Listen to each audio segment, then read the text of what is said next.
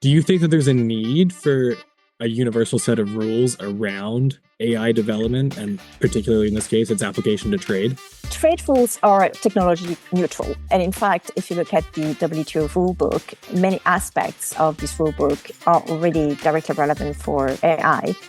I'm Emmanuelle Ganne, Chief of Digital Trade and Frontier Technologies at the WTO. And I'm Carter Hoffman, Research Associate at Trade Finance Global. Welcome to Trade Finance Talks, your go-to trade, treasury and payments podcast, brought to you by TFG. Today, we're diving into something that's been on everyone's mind lately: artificial intelligence. You've probably heard all the hype, ChatGPT to automated systems transforming how we work. But what does AI really mean for international trade? Could it actually help us break down barriers, or are we opening the door to new risks that we're not quite ready for? To help unpack this, I'm thrilled to be joined by Emmanuelle Ganne, Chief of Digital Trade and Frontier Technologies at the World Trade Organization. Emmanuelle, welcome to Trade Finance Talks.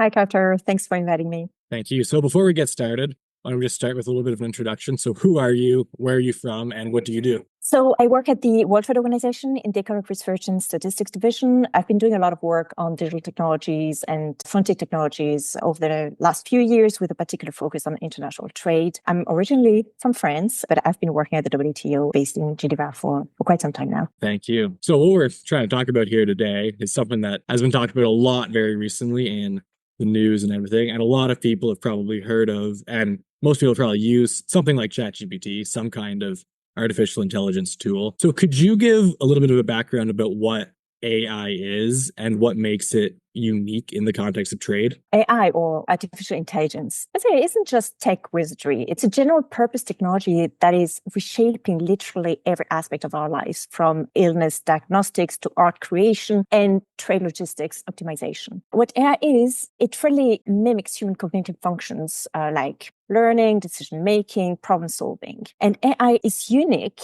for several reasons. It's unique because it can adapt to a wide range of domains and tasks with unprecedented flexibility and efficiency. It's unique because it relies on very large data sets to learn and improve its performance and accuracy. It's unique because it's not static. It can evolve very, very rapidly, leading to dynamic shifts in its capabilities and autonomy. It's also unique because of its inherent complexity. It's unclear how decisions are being made. This is usually referred to as the black box problem. And it's also unique because of its potential failures that raise significant concerns, in particular concerns of an ethical nature due to the risk of bias, for example. These characteristics present both unique opportunities for trade, but also unique challenges. Now, in terms of opportunities, AI can transform raw data into actionable insights, whether it's optimizing logistics, for example, automating customs, automating compliance processes, predicting supply chain disruptions. All these can reduce trade costs, not just for large players, but also for small businesses and developing economies that often struggle with very high trade barriers.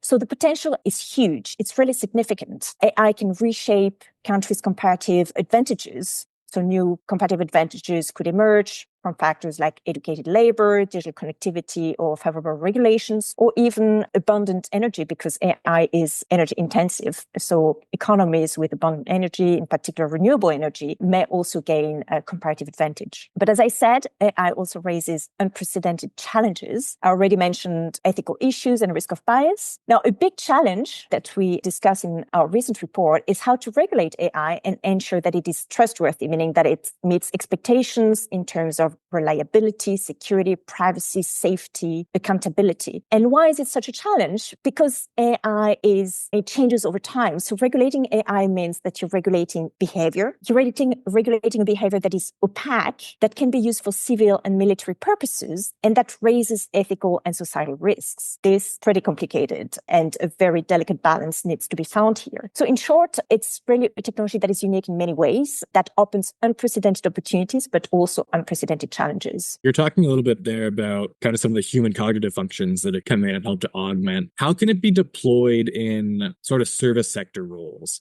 And what kind of threats are people afraid of in those areas? AI is likely to have a significant impact on the services sector, and this is something that we discuss in our recent report. We can expect significant productivity gains, in particular in sectors related to finance, insurance management, information, professional services. Recent research also indicates that AI can be a game changer, in particular for low-skilled workers, enabling them to perform at higher levels. For example, generative AI tools that you mentioned in your introduction have been shown to increase the productivity of call center workers by an average of 14% and by 34% specifically for novice and low-skilled workers. AI can also foster the development of innovative services and increase demand for them. In healthcare, for example, AI applications have the potential to revolutionize drug discovery and treatment approaches, so paving the way for personalized healthcare solutions that can meet the unique needs of individual patients. Likewise, AI-powered smart energy management systems, for example, can combine real-time sensor data, weather forecasts, energy demand estimates, equipment performance insights to create dynamic simulations, empowering energy companies to provide new types of services. Now, when it comes to services trade per se, since we work on trade at the WTO, AI is expected to significantly increase trade in digitally delivered services. And we have some simulations in our report that use WTO global trade data model that show that in an optimistic scenario of universal AI adoption, digitally delivered services could see a cumulative growth of nearly 18 percentage points above the baseline scenario. And this is the largest increase across all sectors. So a significant impact, but job displacement fears loom large, especially for routine roles in the services sectors. Companies are already using AI to streamline manual and repetitive tasks and automate customer service interactions. Now, I talked about how AI can increase productivity in call centers. That's one side of the coin, but it could also reduce the need for call centers altogether, as this could be replaced with chatbots. And these are services that many companies in developed economies often source overseas. So this could significantly impact developing economies, many of which specialize in these types of services. However, and I think this is important to note, that what studies show is that unlike previous waves of technological transformation, AI is poised to impact white-collar jobs more significantly than blue-collar ones. And advanced economies, particularly those with high levels of automation and technology adoption, are more likely to experience a significant impact from AI. The challenge is not only to deploy AI effectively, but to ensure that it complements human roles rather than replaces them entirely, and to put in place the policies to mitigate the inevitable impact of AI, I think, on jobs and occupations. So you're talking about the WTO global trade model there. Can you elaborate on some of the various projected scenarios under that model? And just kind of like, how did you develop that methodology, and what are some of the most important takeaways from the research that you guys have done on that? Indeed, our report includes a simulation where we use our WTO global trade model, which is a CGE model, a recursive dynamic computable general equilibrium. That's how we call it. And this model enables long-term projections until 2040. And what we do in our simulations is that we project the potential impact of AI on international trade patterns and GDP. And we simulate two shocks. We simulate productivity shock, and we simulate a shock on trade costs through three main channels. First, improved logistics. Second, diminished compliance costs. And third, reduced language barriers. And so we derive four scenarios that differ along two dimensions. First, the scope for convergence between economies and between workers with different skills. So we have a synergy of even AI adoption across the globe versus a scenario of divergence of uneven AI adoption. And the second dimension is the size of the productivity impact of AI. So we have an optimistic scenario with high productivity versus a cautious scenario of low average productivity. And so what our simulations show is that under an optimistic scenario of universal AI adoption and high productivity growth up until 2040, global real trade growth could increase by almost 14 percentage points. And this would be twice as high compared to a cautious scenario of uneven AI adoption and low productivity growth that we call the tech divergence scenario. Now, what the simulation also shows is that low-income economies could experience much higher trade growth under the scenarios of universal AI adoption and high productivity growth. And they could actually experience 18 percentage point growth, compared to high economies, which would experience a 12 percentage point growth. And what we show as well is that these low-income economies have better potential to reduce trade costs than high-income economies. But high-income economies are expected to see the largest productivity gains. So both gain, but in different ways, either through productivity gains or reduced trade costs. What is the key takeaway? I think the key takeaway is that leveling the playing field globally is essential to ensure AI's potential. And for that, we need a concerted global effort to diffuse AI technologies, or we risk leaving significant potential untapped and deepening divides between economies. Early on, one of the things that jumped out to me when I was reading through that report is the idea that AI can really help break down some of those language barriers that exist in the world. It's just not an application that I kind of thought of very often. Do you think that it would also be applicable to breaking down some of those cultural barriers as well? And are there any interesting examples that you've seen of AI making trade possible between groups of people that might be diverse in some ways, whether that be linguistically or culturally? So the fact that AI can break down language barriers, as I said, is one of the channels that we consider in our scenario. So AI-powered language tools like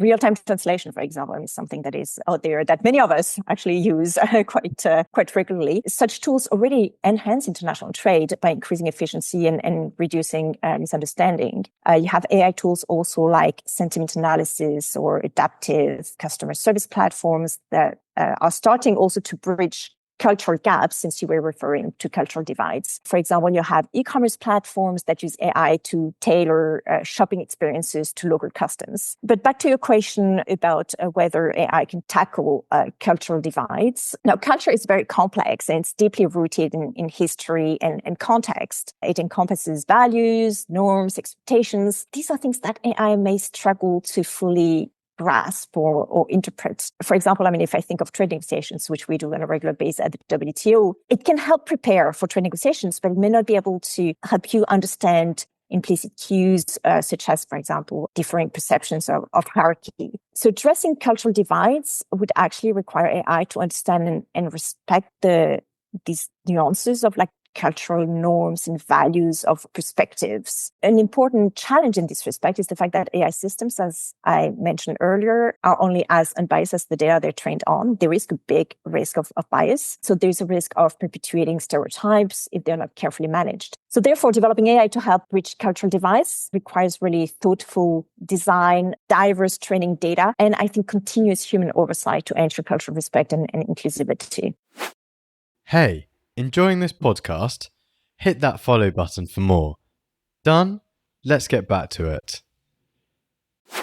Building off some of those challenges that you mentioned, obviously, when you hear a lot about artificial intelligence, particularly generative AI, a lot of the challenges that people are talking about now have to do with a lot of the intellectual property rights. So how can organizations balance some of those IP concerns when they're going out and starting to explore using AIs? Very topical question indeed. Now, generative AI indeed introduces very complex intellectual property challenges because it raises some very fundamental questions that the traditional human-centric IP frameworks weren't built to answer. And this is something that we discuss in our report. Now, for example, when an AI model generates content, so whether it's a design, a piece of music, or even a business proposal, who owns it? Is it the user who prompted the AI? Can such content be protected by IP rights, even though it has not been created by a human? Where do you draw the line? Another challenge is the fact that AI systems rely on vast amounts of data to learn and improve. But if that data includes copyrighted material like books, images, and software code, was permission obtained to use it? And there are some famous cases out there. If not, organizations could find themselves in hot water over unauthorized use. So these are very, very important questions. And finally, there's the issue of protecting the AI itself. The algorithms and the systems behind generative AI are incredibly valuable intellectual property. So how should these be protected? Should they be protected as trade secrets? But would that raise issues concerning a lack of transparency? All these issues point to a broader need to rethink IP laws for the AI era. They were designed for humans. They were not designed for machines, and they need to be updated to ensure we are encouraging innovation while protecting creators. And it's a very delicate balancing act, but I think one that is really becoming increasingly urgent. And again, another one of the things that you've talked about too, one of the challenges that are coming out with some of the AI is some of those biases that might be coming up. Kind of on that idea, can you kind of comment on some of the inequalities in the world that might be exacerbated by kind of AI's increasing prominence? Things like data inequality or the digital divide, how these might play a role in promoting some of those biases? Yes, sure. I mean, this is a very big concern. This is something that we discuss in the report as well. What we note in the report is that AI is likely to exacerbate the digital divide. Developing and using AI requires access to advanced digital infrastructure, high-speed internet, significant computing power, and technical expertise and skills.